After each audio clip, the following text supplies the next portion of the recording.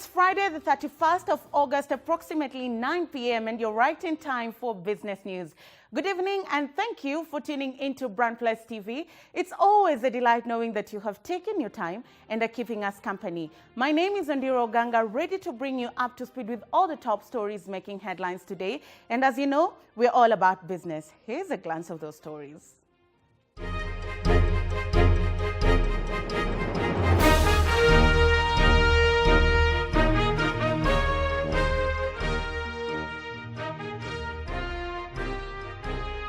Safaricom Annual General Meeting 2018, CEO Bob Collymore back in the country right in time for the AGM.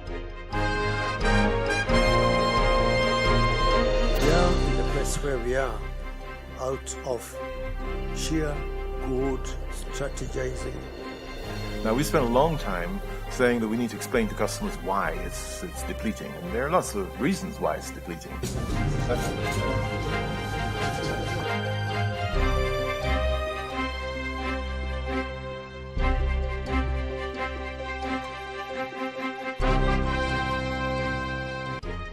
And for our country, in 2018, it is unacceptable that people have got to use flying toilets.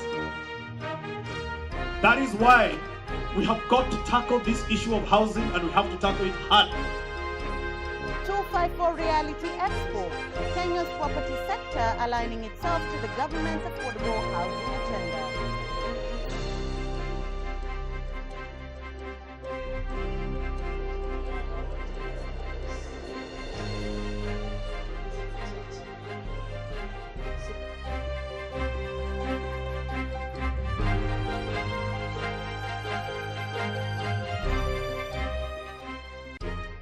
I wish to state that embracing project management principles and best practices in the implementation of the project would mitigate risk, reduce fraud, wastage, and abuse. In totality, project management will improve the performance of public and private projects in Kenya.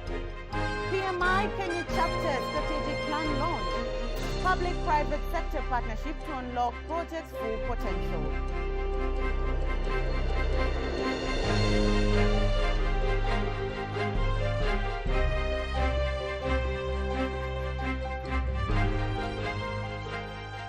Fake certificates of higher education. No registration for unaccredited certificates.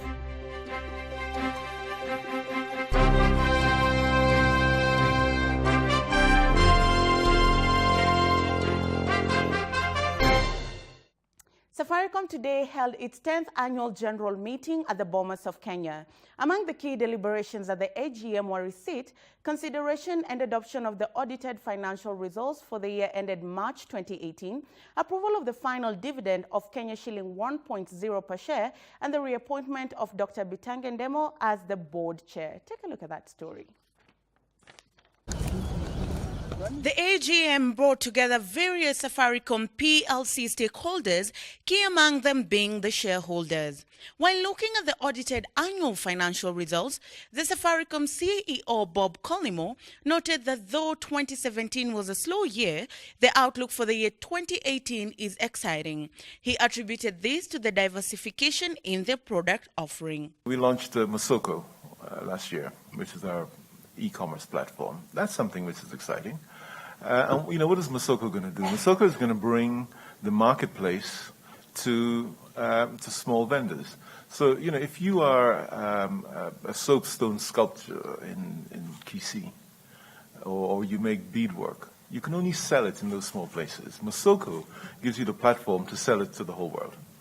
And that's where we're taking this thing. And, you know, are you going to see big numbers come in this year? No, the answer is no.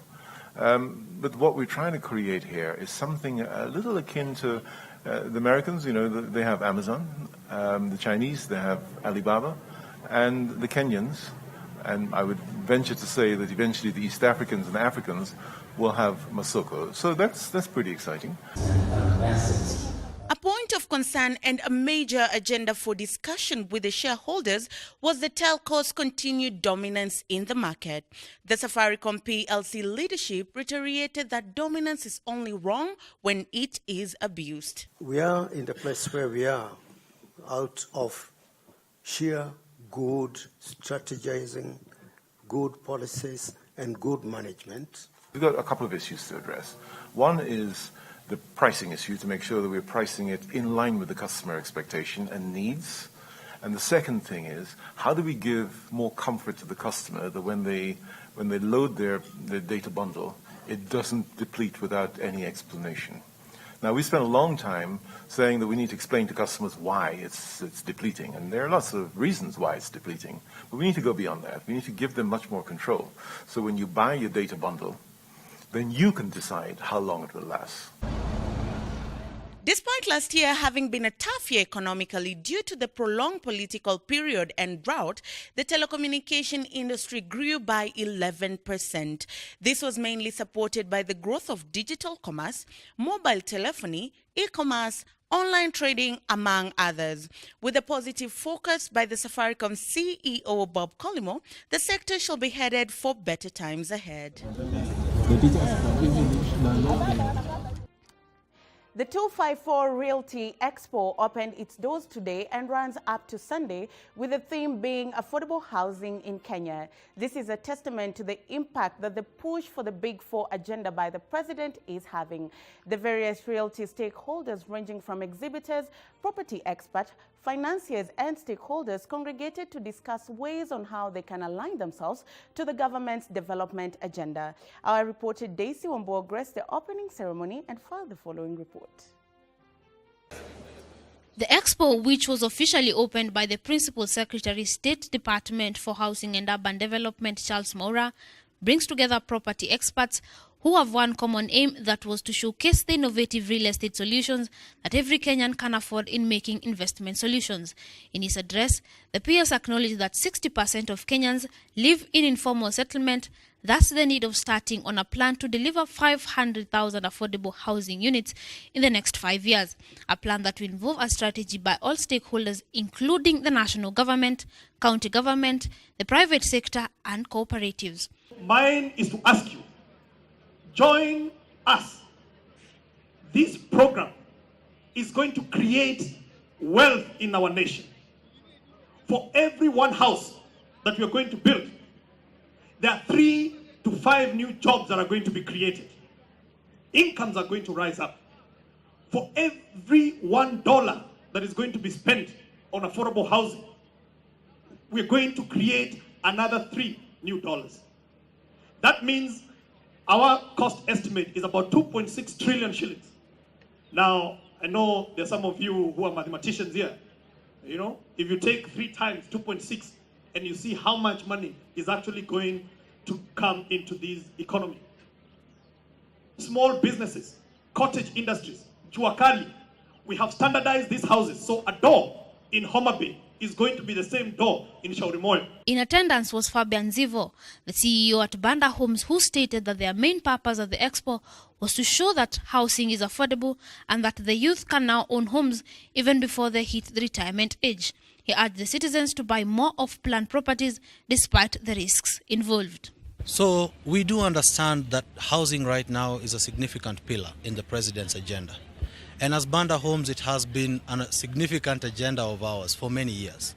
Okay, we continue to offer more housing and more housing to our citizenry. But what we'd like to tell them is this: ready-made property is expensive. For us to really achieve independence in terms of home ownership, then our citizenry will have to buy more and more off-plan. Here today as Banda, we're here to tell you that no, that is wrong. It is possible. We're seeing more and more young people own their own homes early because we understand now that information is more available to young people. Okay?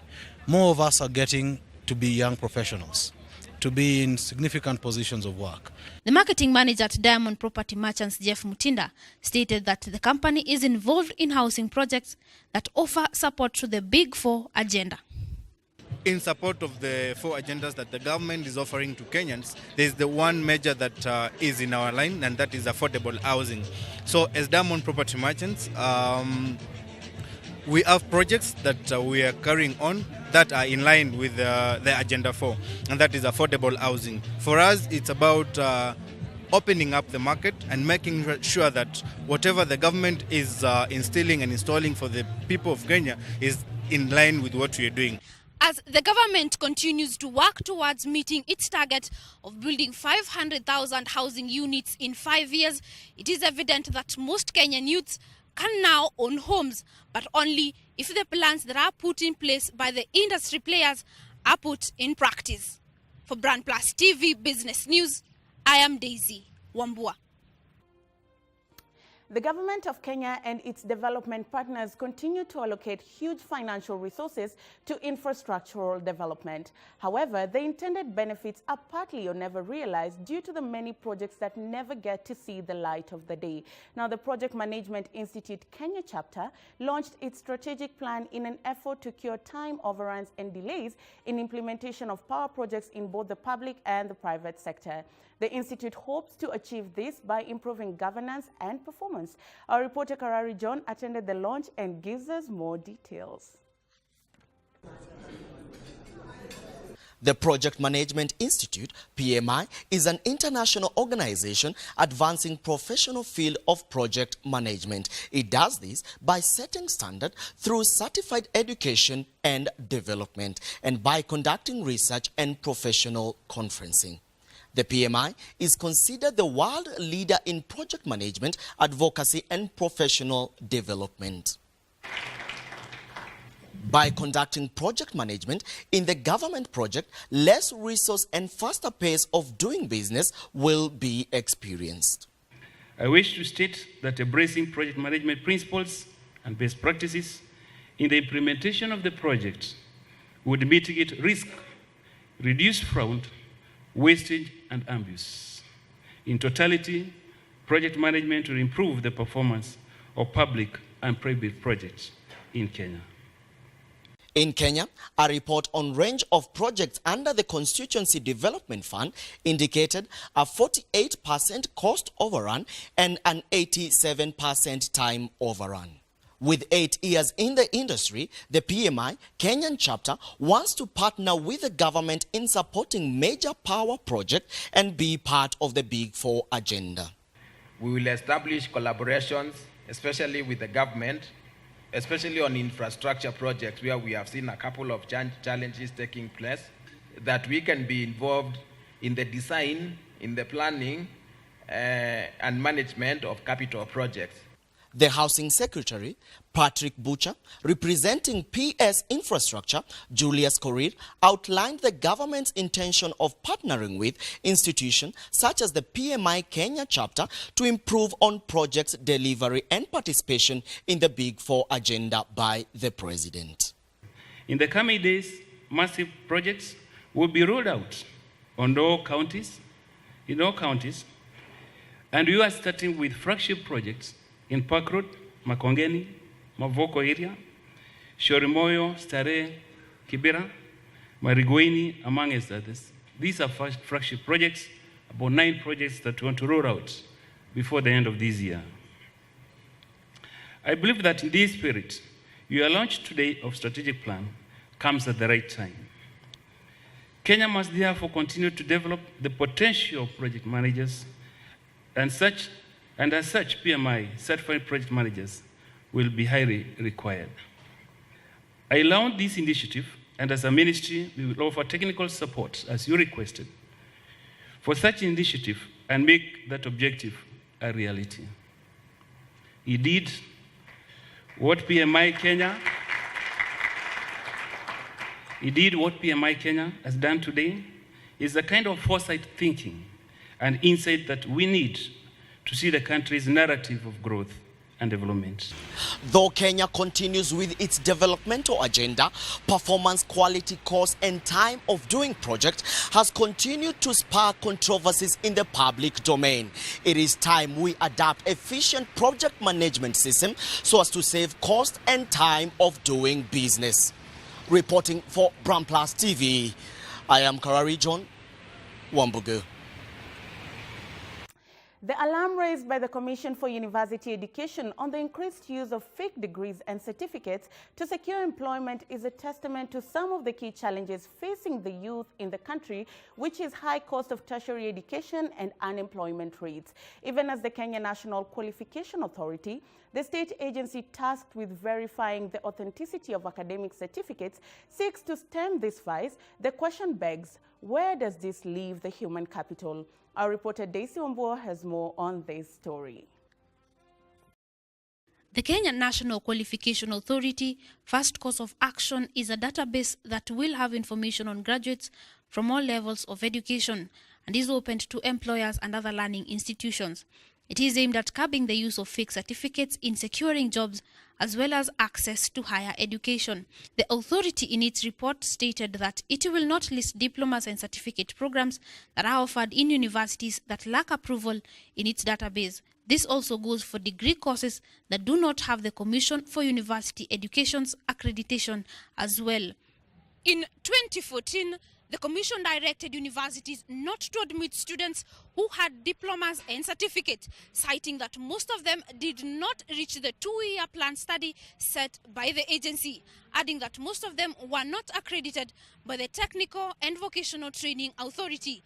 This directive, coupled by lack of registration in the national database, will see diploma and certificate holders not only lack employment, but as well as lose resources that they used while were in school. Kenya has lagged the rest of the East African countries in building a one-stop qualification registry that is aimed at protecting the credibility of certificates that graduates get from learning institutions. While the database is a welcome move, a proper framework is required to stop the hemorrhage of resources in unethical institutions that continue to offer diploma, certificate, and degree. The act, which may slow down human capacity development, is more likely to affect the family well-being as well as that of the nation. For BrandPlus TV Business News, I am Daisy Wambua. Now let's shift gears and take a look at the day's market performance, and here is a summary.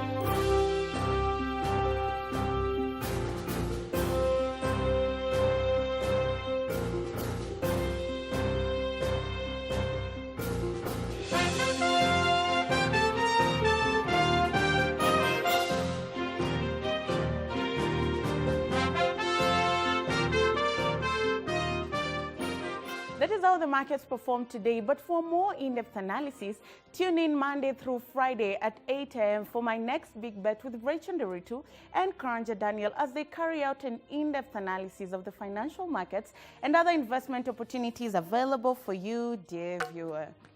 Well, that's all the time we had tonight on the Business News Desk. We thank you for keeping us company. Be sure to catch a rerun of our bulletin starting Monday next week at 10 p.m. From the whole production team that made it a success, it's good night from us. Enjoy the rest of your viewing. We'll see you next week on Monday, same time, same place.